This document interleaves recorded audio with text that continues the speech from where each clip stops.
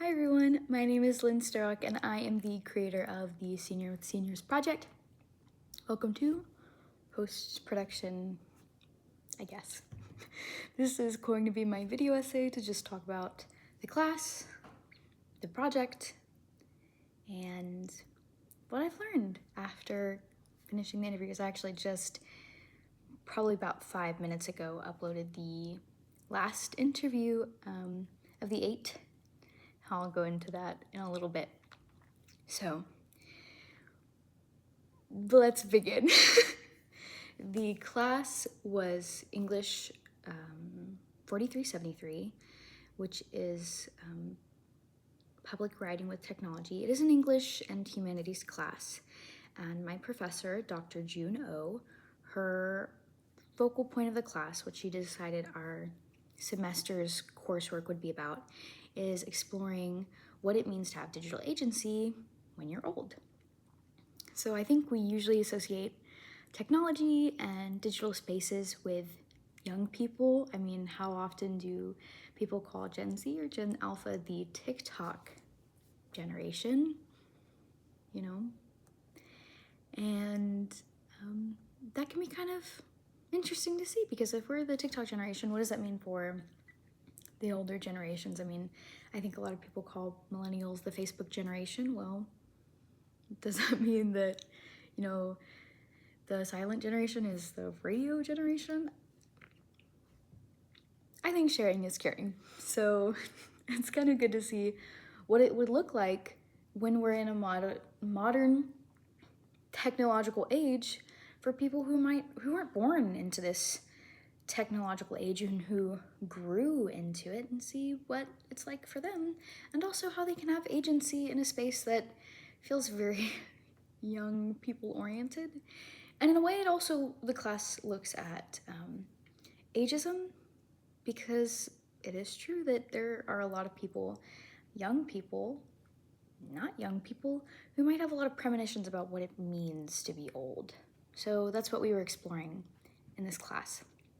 Everyone got to pick a project that had to do something with 1, digital agency, 2, senior or elderly adults, and 3, intergenerational communication. So everyone in that class, I believe, is fairly young. You know, I'm not quite 100% sure, but I think most of us are either going to be Gen Z or maybe millennial. There might be some Gen X, I think, but I mean, that comes with college. College actually has so many different people and different age groups, because college is for everyone. At least that's how I view it. College can be for everyone. But I think for the most part, there are a lot of people who are probably about the same age as I am, and I'm early 20s. So that being said, let me explain my project. So my project was Senior with Seniors, as you can see on this channel. And let me pull up my notes, because I get nervous being on the screen. I haven't been the one on the screen like this whole time. So here I am. So Senior with Seniors was, I wanted to explore intergenerational communities and elderly backgrounds, and the way that I chose to, because we have intergenerational, senior adult, and digital agency through technology. So digital agency is kind of the big one, and I chose to do that through having this YouTube channel be a place for for an archive of these interviews and then this video essay. Because I feel like that's a great way to YouTube is a great platform for video content, especially longer form video content. Although I know YouTube shorts are getting very popular. Any short form content is very popular nowadays, but I think these people deserve more time than just a quick swipe. And some things just do. They just require more time than a 7 to 30 second video. That being said, with the idea of agency, I wanted everyone who I interviewed, I made sure that they knew, hey, this video is going to be posted. Are you okay with that? Because if they don't want it posted, then their digital agency is no. well, not like it doesn't exist, but they're enacting digital agency by saying, I would not like to be posted online. That's a part of digital agency. But everyone who I interviewed that was published said, yes, I'm okay. They're enacting digital agency by saying, yes, I am okay being online for this content. I made sure to be very aware of that, and that was one of the careful considerations that went into this project. On top of that, making sure that there were some instances where I had to re-record some interviews because maybe the people who originally saw them weren't, or not people who originally saw them, the original interviewees were like my grandpa, I'll just be honest, my grandpa, he felt rushed in the first one. So I ended up re-recording it for his sake. And then with my grandmother, the last interview, so the first and last interview, ironically enough, my grandmother was, I had a bad camera angle, so we ended up recording that because even though she was like, hey, I really don't care what this looks like, because you could still see her face, I wanted to make sure that, you know, I was showing off my freaking grandmother, who is amazing and beautiful. I was like, people have got to see you, trust me. And, you know, she was going to be fine either way, and she was happy to re-record it. That being said, that's where the digital agency really took place. And had there been more time for this project, which a limitation of this project was the fact that it was kind of conducted in a month, and then also just scheduling interviews is actually very time consuming because I'm a college student full-time. I also work full-time, and though I believe almost about every person I interviewed is retired or may not have quite the same full-time schedule that I do, I gotta figure out when works best for them because they have lives too. So, yeah. Then getting into the senior adults and the interdependency, intergenerational stuff is I worked pretty closely with my grandma at this. All of the people that were interviewed are either family members that I have, Hilda or Nana Kathy, Frank Michael Starrock, which is my grandpa, Teresa Starrock, my grandma. So half of the interviewers were half of the interviewees were my family. The other half were people that my grandma had connections to. So I got to work through her, and we had an interdependency of she was helping me provide interviewees, and then also I was kind of helping her by making sure that these people knew what were going on, knew what questions I'd be asking them, ways that I could help them through this interview, and she was also giving me some good advice for the type of questions that I was going to ask. The first few episodes of interviews, I was very awkward, which is a limitation that can come with social projects if you're not the most social person. I'm not completely antisocial, I just happen to be pretty introverted and sometimes pretty socially awkward. I think that's just the type of person I am. I'm totally okay with that. But some of the questions, I was very choppy. Like I wasn't, let me see more about you. Let me figure out more about you. And it says kind of routine. I felt very technical, if that's the right term. So she kind of helped me by saying, hey, ask people what their job is. Like, don't just say, hey, what job did you have before you retired? No, ask them what that job is. Because some of these jobs maybe you haven't heard of. Or ask them about their hobbies. Because, you know, if they're retired and they've been retired for a while, maybe they're doing something now. Or ask them a little bit more about what it means to feel their age or not feel their age. So I was very grateful for that, and it was a great way for us to not only work together being two completely different generations, but also a way that we could be dependent on each other. I'm dependent on her for different things, and she was also helping me or asking me of things to provide other people as well. So that was super great.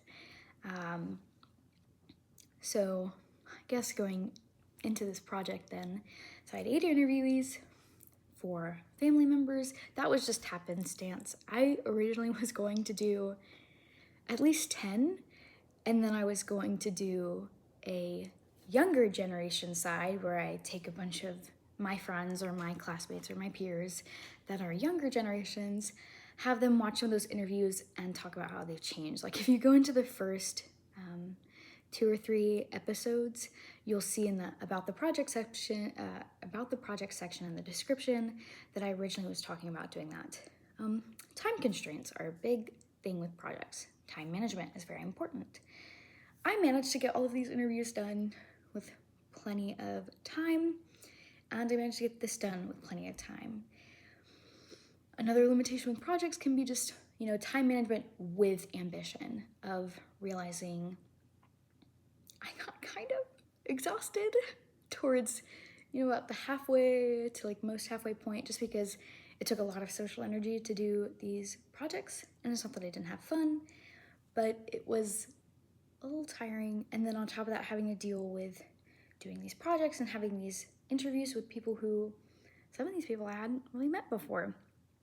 I might have heard about them, but I'd never actually met them face to face until that interview.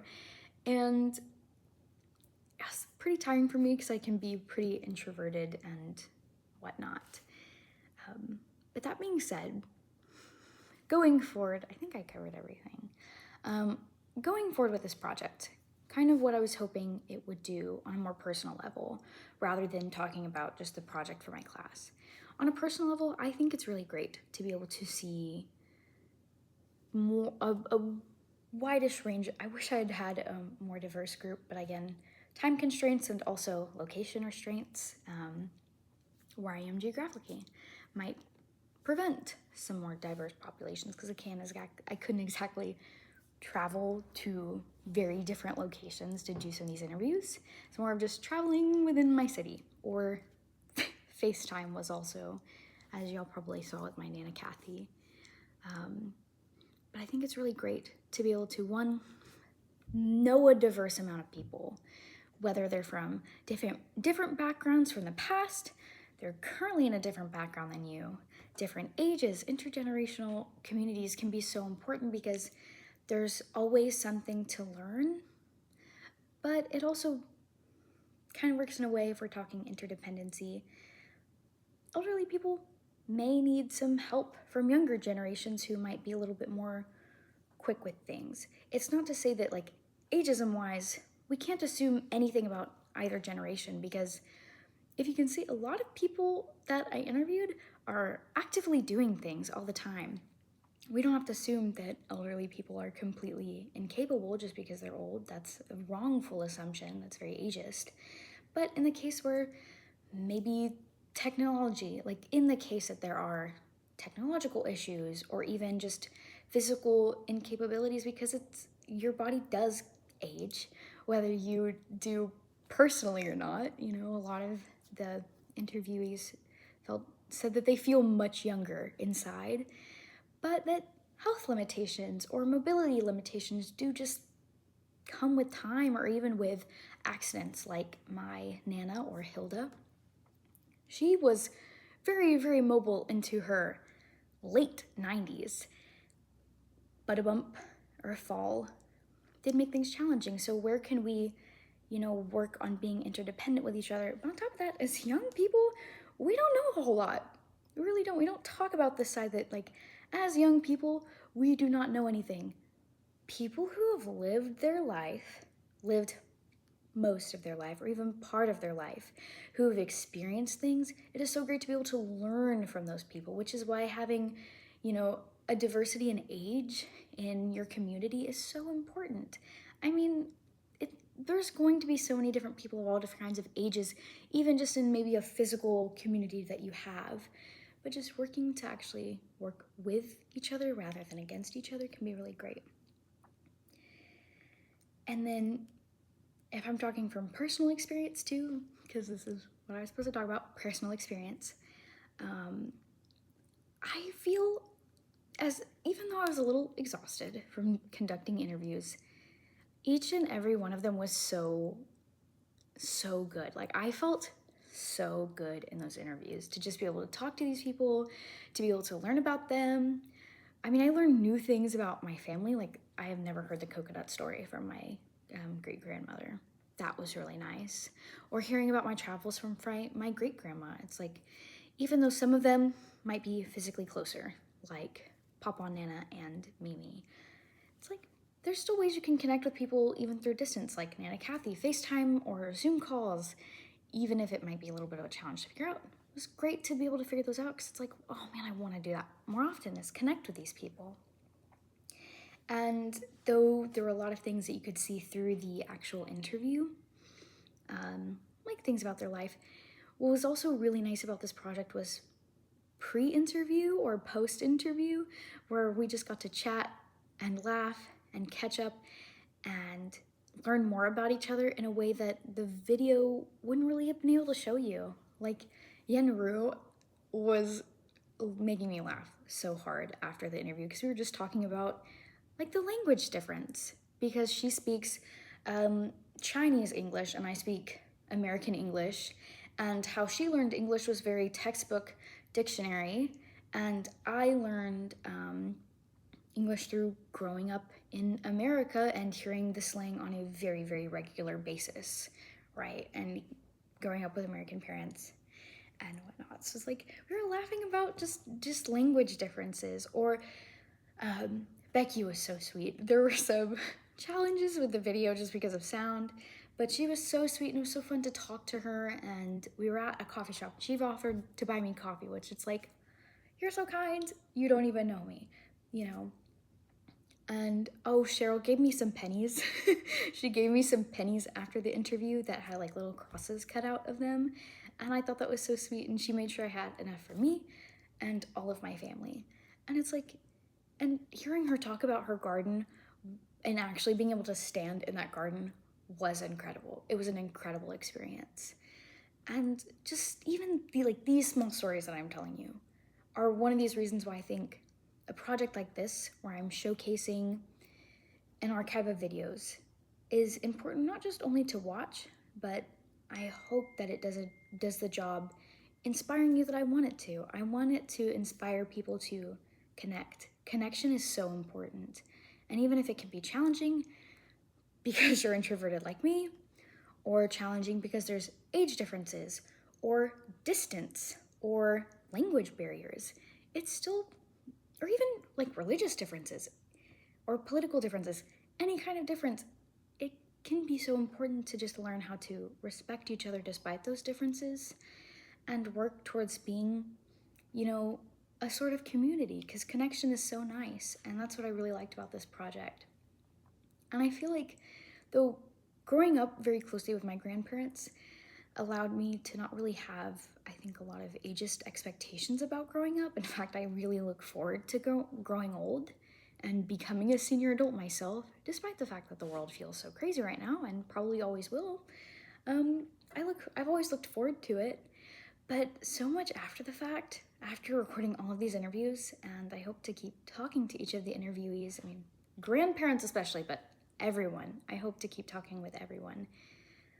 I have a newfound respect for elderly adults, and also a newfound joy for the fact that I get to grow old. Hopefully. Hopefully, we'll see. But I can't wait to be 65, and maybe I'll pick up knitting or crocheting, or having a family of my own, or getting to share stories about what it was like to be young to a generation that has, being young 60 years from now, or even, I guess, I'm 20, like being a kid 40 years from now. How different is that gonna be from how I grew up? That's so exciting, as scary as it can be, because I have no idea what's happening between then and now.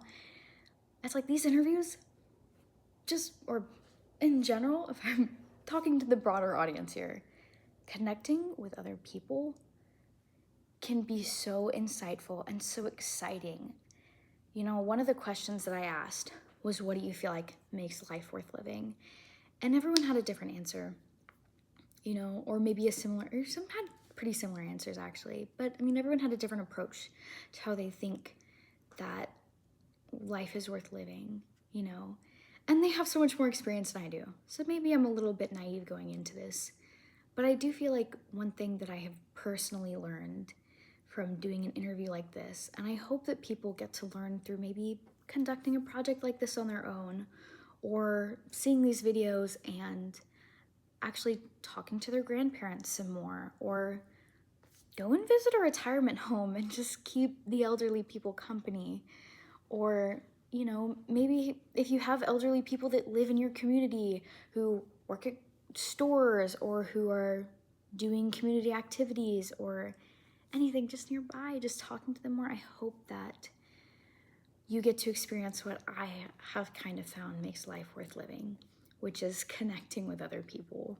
Community, I think, overall, is what makes life worth living. And that does require patience, especially with differences. It's natural that people have differences, but having patience, kindness, love, and respect through and despite those differences, and, you know, working for other people rather than working for just yourself, I've kind of realized that it's like, I think I'm gonna have a good life. I think that I will do my best to live with no regrets because of how I see life now after this interview, of seeing life for the community of it all and all the people in the world that I get to meet, even if I still get kind of tired from it, you know, because I do get pretty shy or introverted. There's so much more to look forward to now because I have realized how exciting it is to meet and talk to other people. So, without further ado, I hope you guys enjoyed my ramble of a video essay. I can't wait to, you know, if this channel does or doesn't get views, especially the Senior with Seniors project, you know, or I hope to see what grade I get on this project.